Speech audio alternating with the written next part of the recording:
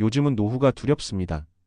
퇴직 후 무엇을 해야 할지 모르겠다는 말 주변에서 하루에도 몇 번씩 들립니다. 누군가는 퇴직금을 털어 작은 식당을 열고 누군가는 편의점이나 분식집을 시작합니다. 하지만 그 끝은 대부분 비슷합니다.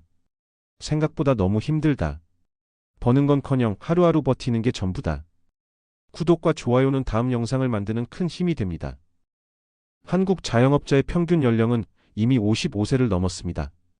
그중 절반 이상은 60대 이상. 노후 대책으로 시작했지만 이제는 생계를 유지하기 위한 노동이 되었습니다. 자영업은 자유로울 줄 알았습니다.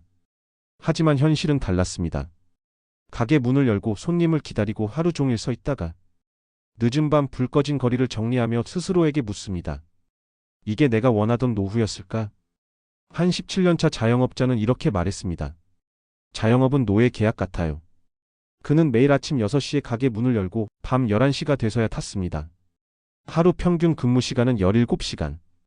쉬는 날은 한 달에 하루도 없습니다. 처음엔 꿈이 있었습니다. 내 가게를 갖는다는 건 내 인생의 자유다. 하지만 17년이 지난 지금 그는 말합니다. 자유는 없어요. 나는 손님과 세금, 임대료, 인건비 사이에 갇힌 사람입니다. 퇴직 후 자영업에 뛰어든 많은 어르신들이 비슷한 말을 합니다. 이건 내 사업이 아니라 내 짐이다. 매출은 줄었고 물가는 올랐고 인건비는 감당하기 어렵습니다. 혼자 일하지 않으면 가게는 유지되지 않습니다. 정부는 자영업자 지원책을 말하지만 실제 현장에서 체감하는 건 거의 없습니다. 서류는 복잡하고 자격 조건은 까다롭습니다. 결국 그들은 그냥 스스로 버텨야 한다고 말합니다. 이 자영업자는 말합니다. 내가 사장이라고 하지만 실제로는 일당 5만 원 받는 노동자보다 못하다. 그는 자신을 가게의 노예라고 표현했습니다. 아침엔 식자재 시장에 가고 낮에는 요리를 하고 밤에는 계산과 정리를 합니다. 손님이 없을 때는 광고를 직접 만들고 비 오는 날엔 문을 열지 말까 고민하지만 그럴 수도 없습니다. 문을 닫는 순간 수입이 사라지니까요. 퇴직 후 자영업에 나선 60대 김 씨도 비슷한 이야기를 했습니다. 이 나이에 다시 직장을 구할 수도 없고 연금만으로는 생활이 안 됩니다. 그래서 가게를 열었는데 생각보다 너무 힘들어요. 그의 하루는 새벽부터 시작됩니다.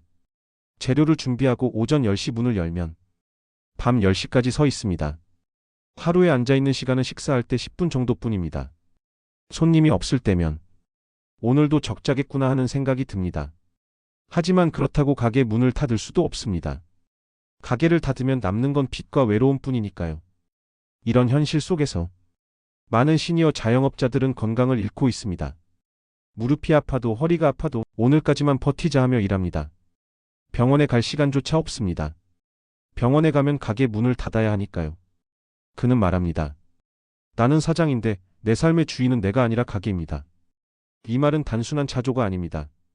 노년의 노동이 얼마나 벼랑 끝에 서 있는지를 보여주는 현실입니다. 이제 자영업은 단순한 생계 수단이 아니라 노후 생존의 마지막 선택이 되었습니다. 하지만 문제는 이 선택이 점점 더 위험해지고 있다는 것입니다.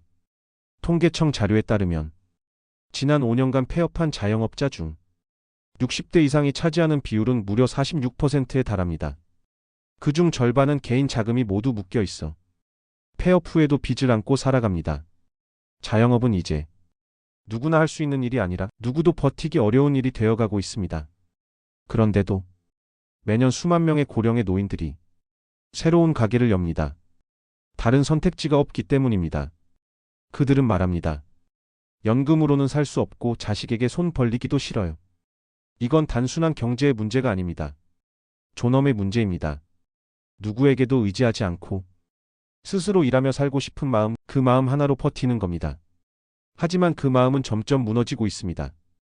경쟁은 더 치열해지고 대기업 프랜차이즈는 골목 상권까지 들어오며 가격 경쟁이 불가능해졌습니다.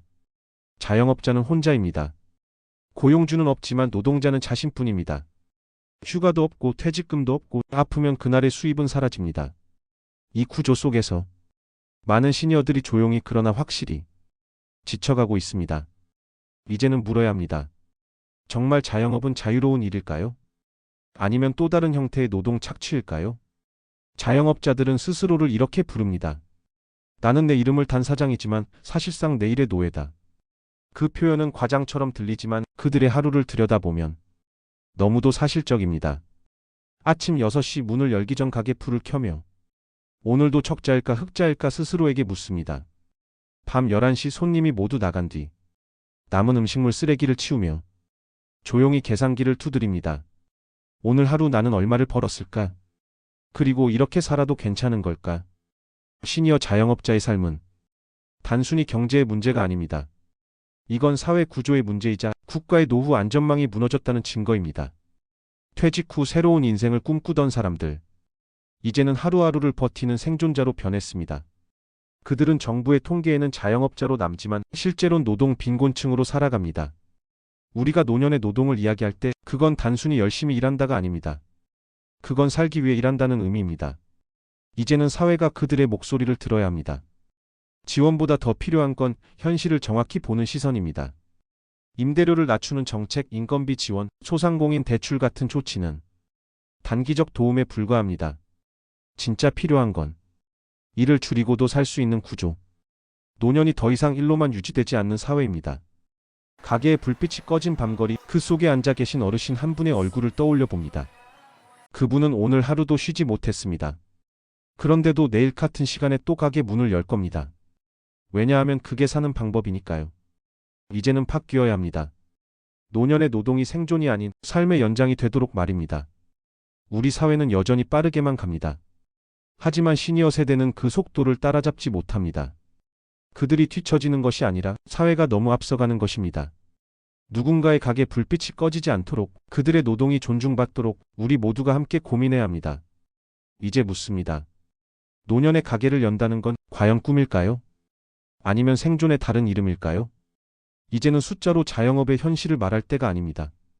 그 안에는 매일 새벽부터 밤까지 불을 밝히는 한 사람의 인생이 있기 때문입니다. 오늘도 수많은 어르신들이 내일은 조금 나아지겠지라는 희망 하나로 문을 열고 손님을 맞이하고 하루를 버텨냅니다. 자영업이라는 이름 아래에는 사람의 땀과 삶의 무게, 그리고 포기하지 않는 의지가 있습니다. 누군가는 그냥 장사 아니냐고 말하지만 그 안에는 평생을 바쳐온 노력과 자존심이 담겨 있습니다. 그걸 단순한 직업으로만 볼 수 있을까요? 이제는 시니어 자영업자들을 은퇴 후 창업자라는 단어로 부르기보다 지금도 일하는 국민 세대로 봐야 합니다. 그들이 만들어내는 한 그릇의 음식, 한 잔의 커피, 한마디의 인사에는 대한민국의 근성과 정직함이 남아 있습니다.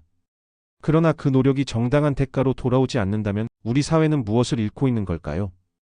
경제의 문제를 넘어서 그건 사람의 존엄에 대한 이야기입니다. 노년에 다시 일한다는 건 단지 돈을 벌기 위해서가 아니라 스스로 살아있음을 증명하기 위해서이기도 합니다. 그렇기에 이 문제는 복지나 지원의 영역을 넘어 인간의 가치에 대한 질문으로 이어집니다. 노년의 노동은 축복인가 고통인가? 우리 사회는 그 대가를 얼마나 정직하게 포상하고 있는가? 이제는 사회가 답해야 합니다. 노인들의 일터가 더 이상 생존의 자리가 아니라 존중의 자리가 되도록 만들어야 합니다. 퇴직 후의 삶이 고통의 연장이 아니라 삶의 또 다른 의미가 되도록 말입니다. 노년에 일한다는 건 늙어서 일한다는 뜻이 아니라 끝까지 살아간다는 뜻입니다. 그들은 여전히 이 사회의 한 부분이고 우리 모두의 과거이며 그리고 미래입니다. 가게 문을 닫는 마지막 순간 불빛이 꺼지더라도 그 노력이 헛되지 않기를 바랍니다. 그 불빛이 사라지지 않도록 이 사회가, 우리 모두가 조금 더 따뜻한 시선을 보내야 합니다. 오늘도 묵묵히 하루를 마무리하는 모든 시니어 사장님들께 이 말을 전하고 싶습니다. 당신이 있어 우리의 하루가 따뜻합니다.